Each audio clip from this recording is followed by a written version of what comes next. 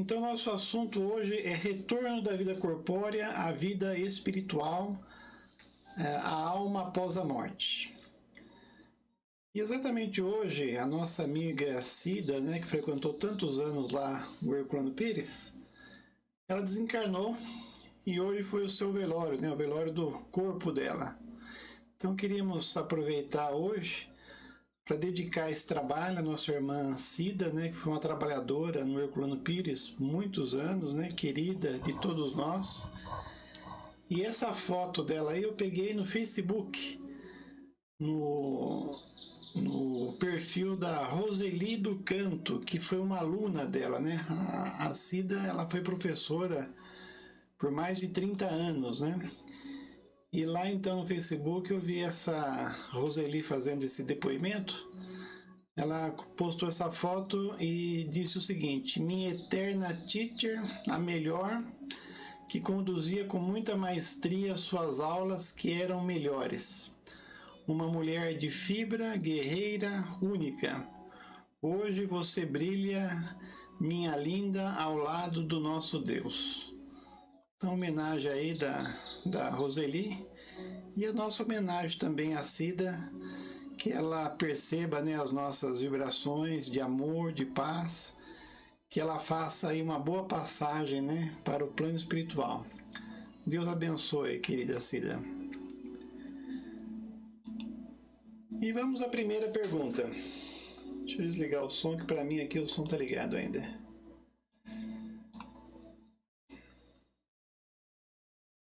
Então, em que se transforma a alma no instante da morte?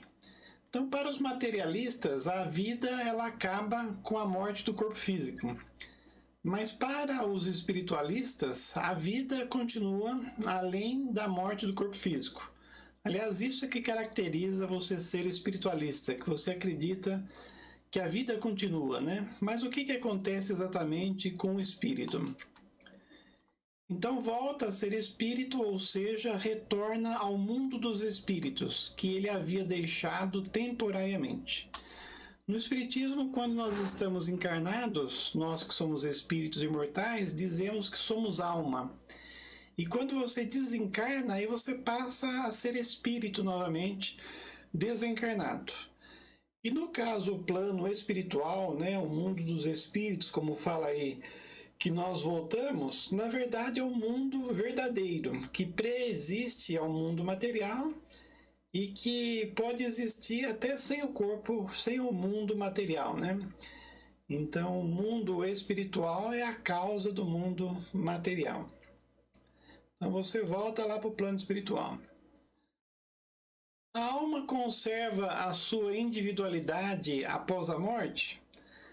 Na Bíblia tem uma parte que os amigos evangélicos interpretam que no mundo espiritual você não vai conhecer ninguém, Diz que lá vai ser sem par. Mas se você realmente perdesse a sua individualidade assim que você desencarna, a vida toda, as emoções que você viveu, as pessoas que você desenvolveu amizade seriam perdidas. Então seria uma injustiça muito grande, Então, na verdade, você conserva a sua individualidade e as suas lembranças em relação às pessoas que você viveu aqui na Terra. A Priscila também entrou, A Carolina gostou da foto. A Diva. A Carolina, Priscila, Sônia Leite. Até essa foto da Cida aí, eu fiz ornar com as rosas, Ela tá ali com uma foto cheia de alface atrás. Não é alface, acho que parece alface, mas é as folhas dessa flor aqui que eu não sei o nome. E eu coloquei umas rosas para homenageá-la. Então, você perde a sua individualidade? Sim, não a perde jamais. O que seria ela se não a conservasse? Valdir também entrou, seja bem-vindo. Sônia Leite. Como a alma constata a sua individualidade se não tem mais corpo material? Então, realmente, o corpo material, ele morre, né? Por isso que é a morte do corpo físico. Aliás, no Espiritismo dizemos que você desencarna, você que é um espírito imortal, porque você sai do corpo material, né? Desencarna, você sai da carne, mas além do corpo material, o espírito tem um primeiro invólucro, que é o perispírito. Então, esse perispírito, ele tem a forma que o espírito quiser. Normalmente, a forma da última encarnação. E aí você constata, né, a sua individualidade. Aliás, quando você sonha, né, com uma pessoa desencarnada, como você sabe que é a pessoa desencarnada que você está sonhando? Porque você vê a forma dela, né?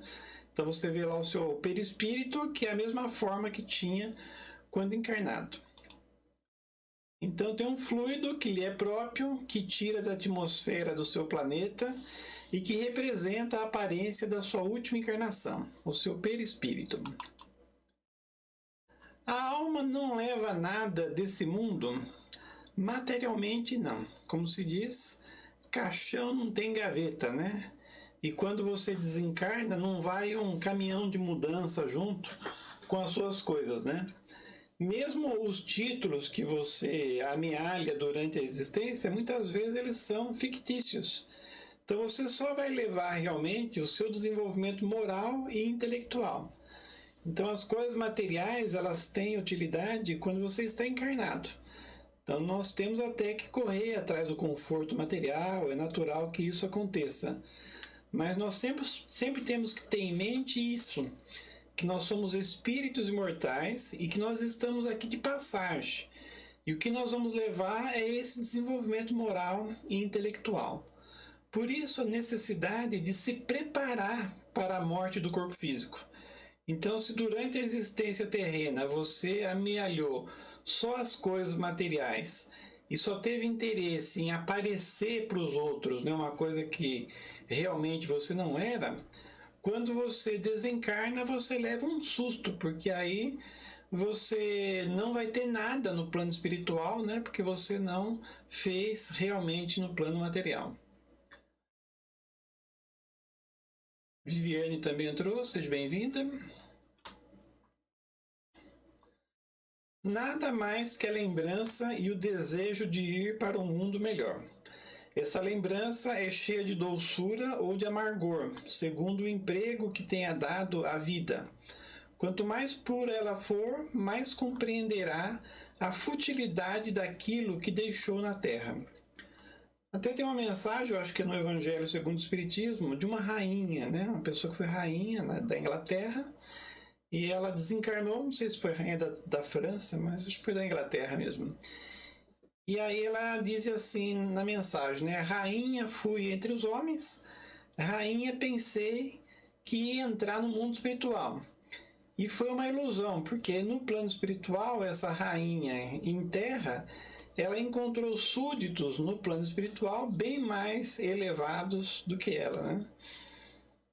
Então, os títulos que você ostenta na matéria nem sempre são reais e você os leva para o plano espiritual.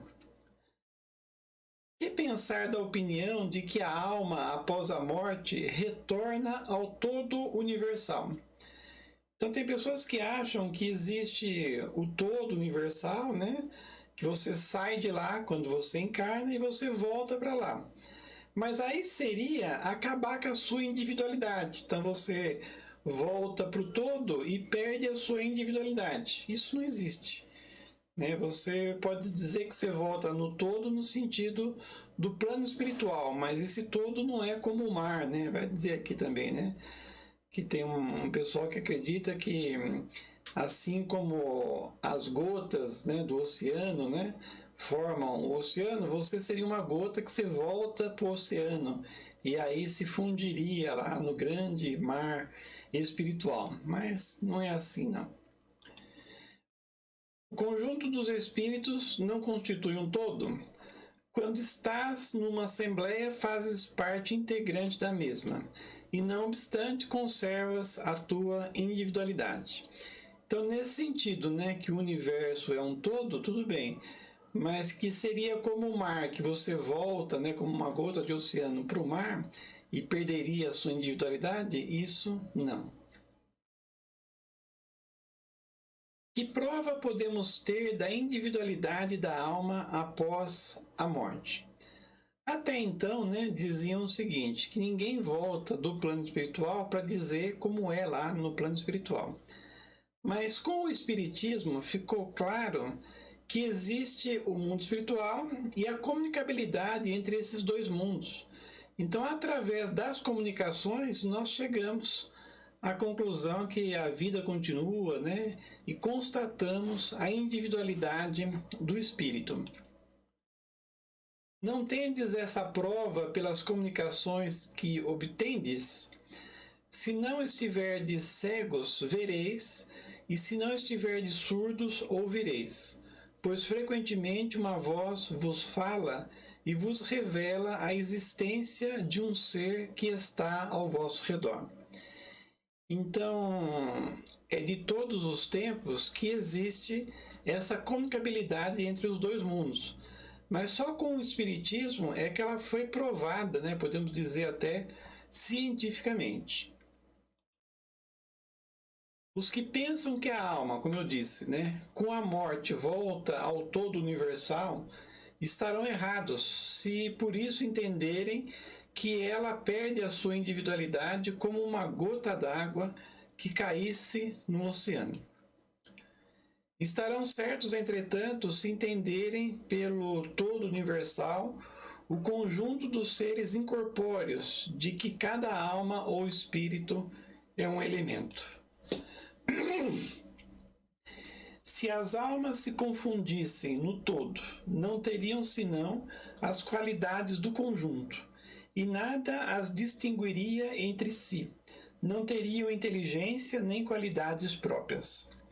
Até uma coisa interessante é que quando você passa do grau de espíritos superiores, realmente todo mundo fica parecido. Tanto é que você olhar ali as obras básicas, as respostas dos livros dos espíritos, dá a impressão que é um espírito só que está falando, porque a linguagem dos espíritos superiores é sempre a mesma, bem elevada, bem coerente e assim por diante. Mas mesmo nesse grau de elevação, eles não perdem a sua individualidade. Então, quando você chegar a um espírito superior, e principalmente quando você chegar a um espírito puro, quer dizer, em relação aos mundos materiais, você já sabe tudo, você está totalmente desmaterializado, isso não quer dizer que você perdeu a sua individualidade. Então, realmente, você desenvolveu várias qualidades, mas se perguntarem, cada um tem uma história, cada um chegou a essa perfeição de uma maneira, cada um tem a sua individualidade e sempre o terá. Entretanto, em todas as comunicações, elas revelam a consciência do eu e uma vontade distinta. Então, através das comunicações, você percebe que cada espírito é um, Tanto é que Kardec, quando começou o trabalho de codificação da doutrina espírita, essa foi a primeira coisa que ele percebeu, que no plano espiritual tinha espíritos de várias hierarquias. Então, assim como se você sair na rua e fizer algumas perguntas a algumas pessoas, cada uma vai responder conforme o seu conhecimento, também eram os espíritos. É lógico que, como a doutrina espírita tinha essa missão de trazer a terceira revelação, espíritos elevados se reuniram nessa assembleia aí, na Sociedade de Estudos Parisienses, para responder às perguntas de Kardec, que tinha como objetivo formar a doutrina espírita. Mas Kardec conversava também com espíritos que eram inferiores a ele, e ele percebia isso claramente. Quer dizer, cada um tem uma individualidade. A diversidade infinita que apresentam sob todos os aspectos é a consequência da sua individualização. Então, você vai conversar com os espíritos e eles são diferentes. Se não houvesse após a morte, senão o que chama o grande todo, absorvendo todas as individualidades, esse todo seria homogêneo, e então as comunicações recebidas do mundo invisível seriam todas idênticas. E na prática isso não acontece. Você abre aí a conversação com o plano espiritual e tem espíritos de vários graus, né, moral e intelectual, dando mostras de muitas individualidades. Desde que encontramos seres bons e maus, sábios e ignorantes, felizes e desgraçados, desde que há de todos os caracteres, alegres e tristes, levianos e sérios e etc., é evidente que se trata de seres distintos. A Valéria faz um comentário, não sei, é uma pergunta, né? A aparência dos espíritos superiores, como eles nos apresentam, são também parecidos? Não. Cada espírito superior, ele se apresenta conforme você vai reconhecê-lo, né? Então, por exemplo, se você for ver Jesus, ele vai ter a aparência de Jesus, porque você vai lembrar da individualidade dele como Jesus. A mãe de Jesus também se sabe, é um espírito puro também. Como que você vai ver a mãe de Jesus? Como a mãe de Jesus, uma pessoa linda, né? Tanto é que diz que as duas pessoas mais lindas que passaram pelo planeta fisicamente foram Jesus e a mãe dele, né? Porque eram espíritos puros. Porque quando você não é muito elevado, você não pede essa prova da beleza, né? Por receio de se perder. Mas um espírito puro, ele não se perde. Então ele vem com toda a inteligência, com toda a moral e com toda a beleza física que você pode ter no planeta Terra.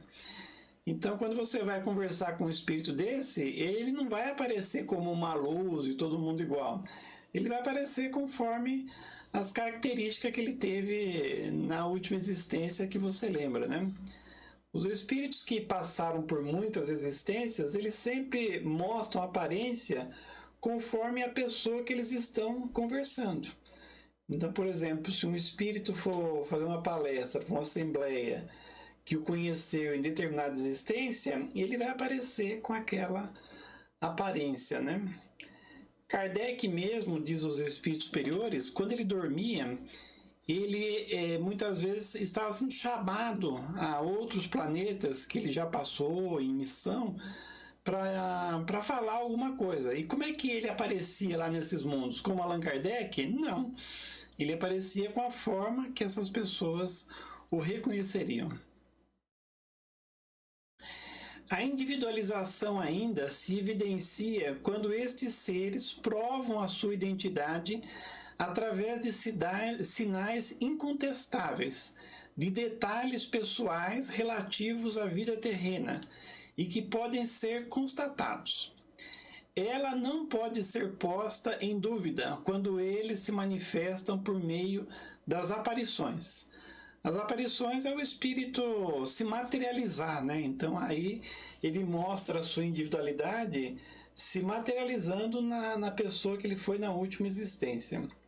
E quanto provar a sua identidade, né, através de sinais incontestáveis, tem uma mensagem no livro O Céu e o Inferno. No Céu e o Inferno tem uma série de mensagens de vários tipos de espíritos, né? E tem uma mensagem lá de um marujo que ele se comunica no navio. Então ele desencarnou e aí ele dá uma comunicação para os seus companheiros lá, marinheiros, né?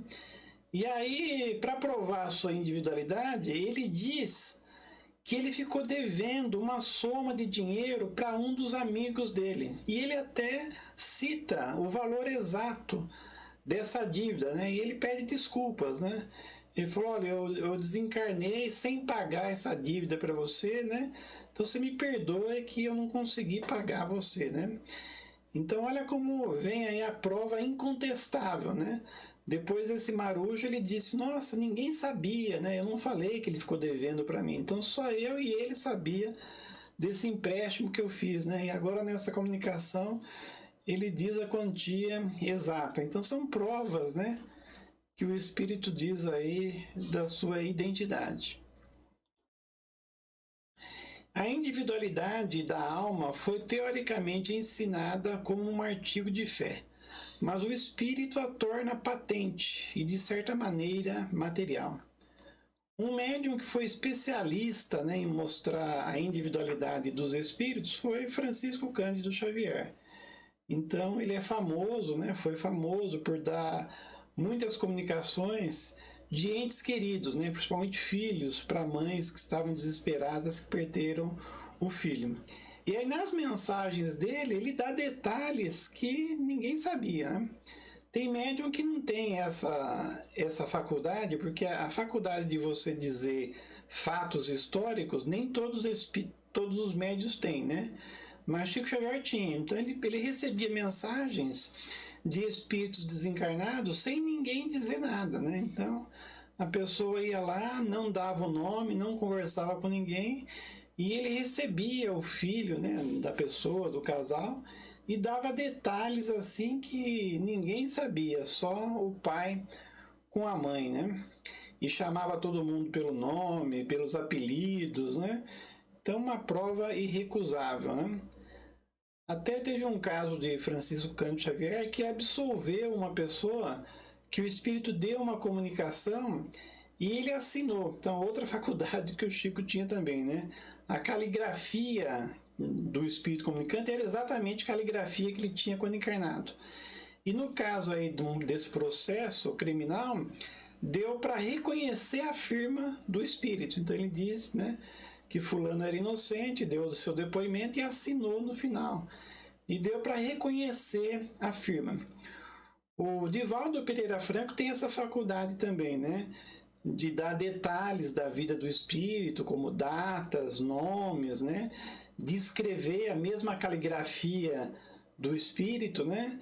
E até o Chico, não sei se tinha essa faculdade, mas o Divaldo eu já vi de ele dar uma comunicação, né, com a mesma escrita do desencarnado e de trás para frente. Então, para você ler a mensagem, você tem que colocar no espelho ainda. Então, uma faculdade fantástica, né? Em que sentido se deve entender a vida eterna? A vida do espírito que é eterna, a do corpo é transitória. Então nós somos eternos no sentido de que nunca vai acabar mais a nossa vida. Então nós tivemos um começo, né? Até o ideal seria dizer que a gente é imortal, né? Então nós tivemos um começo, mas não vamos ter fim. Então nesse sentido é que ele diz vida eterna. Quando o corpo morre, a alma retorna à vida eterna. Não seria mais exato chamar vida eterna a dos espíritos puros, que, tendo atingido um grau de perfeição, não têm mais provas a sofrer? Realmente, os espíritos puros, eles não estão mais sujeitos a encarnações, né? Ele só encarna se ele quiser. Aí o espírito diz que isso é uma questão de palavras, né? Essa é a felicidade eterna, seria o certo falar. Mas tudo isso é uma questão de palavras. Chamais as coisas como quiserdes, desde que vos entendais. Eu não trouxe nenhum vídeo hoje, né? Mas o assunto acabou. Eu não vou entrar na outra parte porque não preparei, é ruim falar sem preparação, né? O próximo assunto vai ser separação da alma e do corpo. Falamos só 25 minutos, mas eu vou parar por aqui para não ficar sem conteúdo, né? Espero que todos tenham gostado. Deu aí para a gente ver que realmente a vida continua, né? Então a morte ela só existe para o corpo físico. Nós somos espíritos imortais. E melhor ainda, né? O Espiritismo trouxe a grande ideia da reencarnação, né? Então nós somos espíritos imortais que trocamos de corpos físicos, assim como aqui na Terra nós trocamos de roupa quando ela está suja ou quando ela está rota, né? Então o espírito imortal ele usa um corpo perecível, né? O nosso corpo ele tem data de validade. E aí quando esse corpo se desgasta, ele desencarna, quer dizer, ele deixa a carne e volta para o plano espiritual. Lá ele tem um corpo espiritual e depois ele reencarna novamente. Então a sucessão das reencarnações permite ao espírito encarnar várias vezes e se desenvolver continuamente até chegar à perfeição. Então essa é a beleza, né, da lei de evolução. Todos nós somos espíritos imortais que estamos aqui de passagem e vamos reencarnar quantas vezes forem necessárias até chegarmos à perfeição. Vamos fazer aqui a nossa prece final. Vamos colocar o nosso sonzinho, né?